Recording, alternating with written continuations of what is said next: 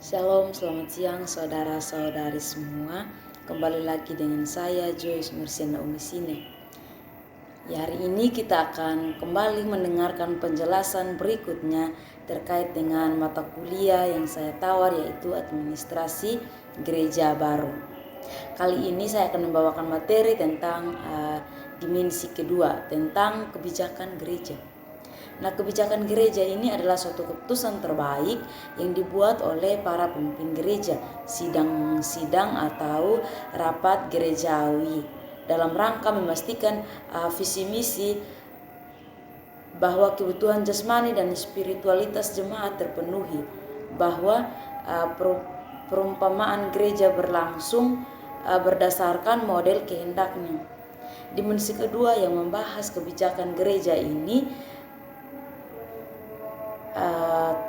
ada 3 hal pokok penting, yakni masalah, kebutuhan, dan aspirasi harus dipenuhi dengan asumsi-asumsi dasar kebijakan gereja dan dasar pembuatan kebijakan gereja dalam situasi atau kondisi administrasi gereja baru. Nah, gereja ini termasuk ke dalam sebuah organisasi sosial yang memiliki suatu visi misi, nilai-nilai ideologis, struktur sosial, dan juga peran serta sebuah status dari individu yang berada di dalamnya. Nah, istilah gereja secara sosiologis merupakan sinonim dari organisasi religi, di mana gereja menjadi tempat yang digunakan untuk melakukan aktivitas religi seperti pujian, penyembahan pada Tuhan. Nah, itulah sebabnya gereja harus mempunyai pemahaman yang benar tentang pengertian administrasi. Namun ketika para pemimpin gereja belum terlalu paham akan administrasi, maka pengorganisasian dalam gereja tidak akan baik. Nah, dimensi kedua yang membahas tentang kebijakan gereja, ada 3 hal pokok penting, yakni ada masalah, kebutuhan, dan aspirasi yang harus dipenuhi dengan asumsi-asumsi dasar kebijakan gereja dan dasar pembuatan kebijakan gereja dalam situasi atau kondisi administrasi gereja baru.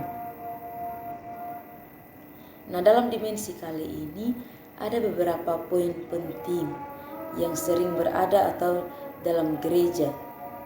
Nah, ketika gereja mengalami ketiga hal itu, maka akan terus berlanjut dan ditangani sehingga ketika gereja tersebut mengambil suatu kebijakan terhadap masalah yang sedang dihadapi, dari ketiga hal itu muncul yang namanya produk kebijakan gereja yang bisa menjamin ketiga pokok masalah itu.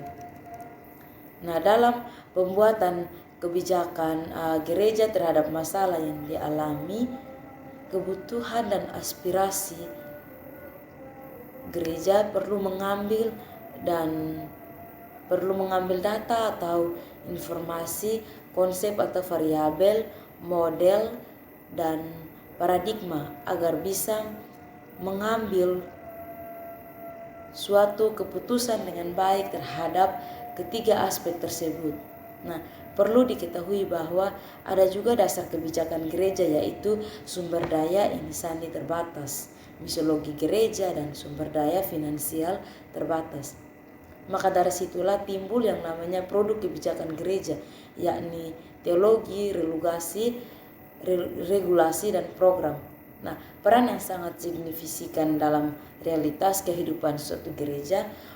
Oleh karena kebijakan itu sendirilah adalah ibarat kunci kehidupan yang menjadi penentu arah kebijakan dan masa depan dalam suatu gereja terhadap administrasi gereja baru ini.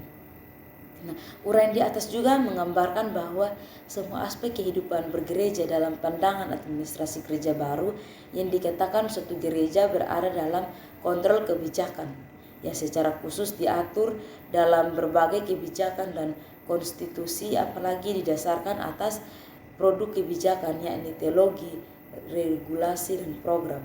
Dan jika digabungkan pasti akan berjalan dengan baik dalam mengelola sebuah administrasi gereja. Nah, dari artikel yang kedua ini saya menyimpulkan bahwa administrasi ini sangat penting jika dihubungkan baik dengan dimensi yang sudah dipelajari, yaitu kebijakan gereja.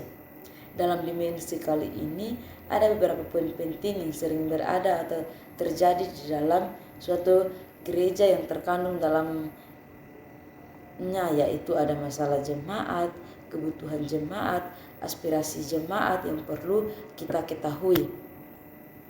Nah, ada banyak masalah yang sering terjadi di lingkup kehidupan dalam bergereja, yaitu misalnya ada masalah antara jemaat dengan presbiter, atau jemaat dengan pendeta, atau sebaliknya jemaat dengan majelis dengan pendeta. Nah, masalah-masalah itu ada juga perlu dibijaki oleh sebuah institusi gereja. Jadi misalnya ada masalah-masalah itu, harusnya ada kebijakan yang diambil dari gereja untuk menangani masalah itu. Kebutuhan jemaat harus terpenuhi, dan banyak juga aspirasi-aspirasi dari jemaat, presbiter, atau dari pendeta yang harus ditangani oleh pihak-pihak gereja. Nah, ketiga hal itu kalau terus dibijaki oleh gereja, maka akan berlanjut dan ditangani, sehingga ketika gereja tersebut mengambil suatu kebijakan terhadap masalah yang diambil dan dihadapi dari berbagai jemaat, presbiter, nah ketika muncul pasti yang namanya produk kebijakan gereja, yaitu teologi, regulasi, dan program. Dari situlah dianggap bahwa produk kebijakan gereja itu bisa menjamin ketiga pokok hal tersebut, yaitu masalah, kebutuhan, dan aspirasi-aspirasi dari jemaat, dari pendeta, dari presbiter. Dan itulah nanti akan kita ambil dari produk kebijakan gereja, yaitu regulasi dan program-program. Dari itu maka bisa mengambil suatu keputusan dan kebijakan untuk bisa menangani masalah-masalah tersebut atau aspirasi. Terima kasih.